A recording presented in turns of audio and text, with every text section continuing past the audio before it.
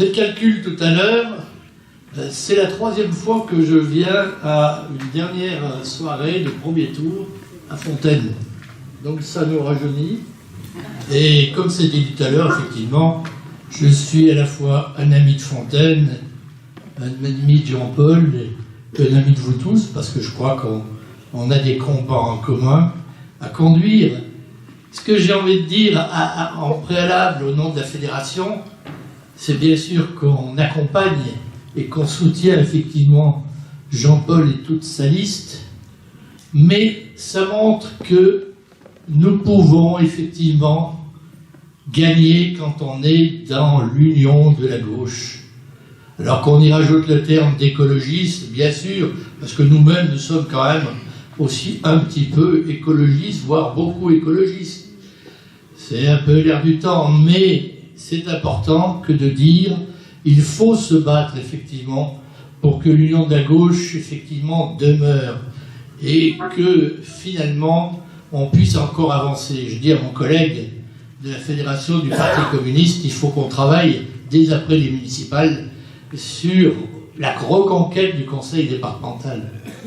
Parce que quand on voit ce qui est en train de se passer au conseil départemental, quand on voit M. Barbier qui effectivement apporte son soutien désormais à M. Carignan, je croyais qu'il ne devait pas le faire, mais il l'a fait quand même, il a franchi le Rubicon. Donc à un moment donné, et puis on a un bel exemple sur notre commune, sur cette commune, avec le canton de Cessiné-Fontaine, c'est que Cadra et Guillaume, on a réussi à faire un duo, et il faudra certainement refaire d'autres duos, mais il faut qu'on y pense longtemps à l'avance, ça se travaille, parce que tout le monde, bien sûr, n'est pas forcément du même avis, mais je crois que c'est un duo gagnant, et je crois que c'est important parce qu'on respecte effectivement les deux parties. Et ça, il faut se le dire, c'est aussi bien dans nos communes qu'au niveau du conseil départemental.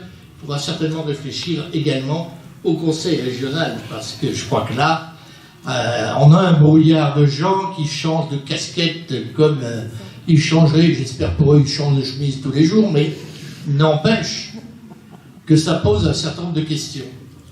Et quand on regarde ce qui se passe au niveau des municipales, moi je viens d'une plus petite commune que vous, je n'ai jamais été effectivement dans la banlieue rouge. Ça n'est pas dans la banlieue rouge.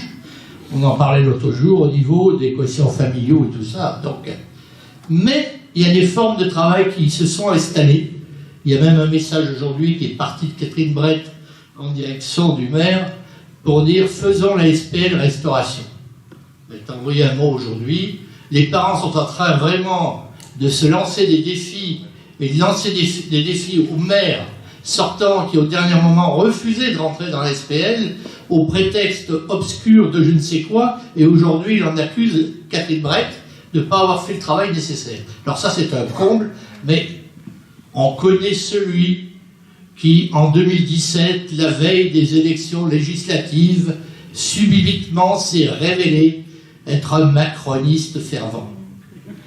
Donc si vous voulez, nous aussi on mène le combat, je vous demande, si vous connaissez des amis, de la famille et tout ça assez simple, faites en sorte, aidez-nous à le battre dimanche. Parce que c'est un menteur. C'est un homme porteur de mensonges. Et vous savez aujourd'hui qu'elle a enchaîné, oui, je crois que c'est aujourd'hui qu'il a sorti quelque chose. C'est plus la République en marche, c'est la République en masque. Parce que, je vous donne un exemple, il faut lutter contre ces gens. Vous en avez un chez vous qui s'affiche, qui s'est déclaré à la préfecture, membre du PS. Il n'est pas membre du PS, monsieur Tolis. Absolument pas. Je puis vous le dire au nom de la fédération, puisqu'on a aussi envoyé des communiqués de presse un peu de partout. Donc ça, c'est important de lutter contre ce type de personnages qui, effectivement, rappellent toujours leur passé, PS, écologie, tout ça, pour dire aujourd'hui, puis subitement, au dernier moment. Je vais vous donner une anecdote, et je m'en arrêterai là. Nous, dimanche, la préfecture avait enregistré une liste qui s'appelait En Marche. Donc lundi matin, on annonce qu'il y avait une liste qui s'appelait En Marche. C'était 9h et les poussières. À 10h, elle avait changé de nom. Par une intervention directement auprès de M. Castaner. Donc on a fait une capture d'écran de la personne qui effectivement avait fait ça. Mais c'est quelque chose de remarquable. Alors ils ont le même label que nous. C'est ça, divers gauche. Voilà. C'est purement scandaleux. Quand on sait que les 3/4 de cette liste sont des macronistes, effectivement, qu'on a vu sur toutes les revues du Dauphiné libéré, agitant des cartons, parce que c'était la mode à un moment donné, ils avaient fait un plan pour s'emparer de la métro. Avec des petits trucs. Alors j'avais un de ces 5 qui portait 2 affiches. Il portait l'affiche de La Tronche également. Donc c'était remarquable. Et subitement, on ne parle plus de cela aujourd'hui. Il faut déjà qu'ils arrivent effectivement à pouvoir aller jusqu'au bout, mais n'empêche qu'ils se cachent.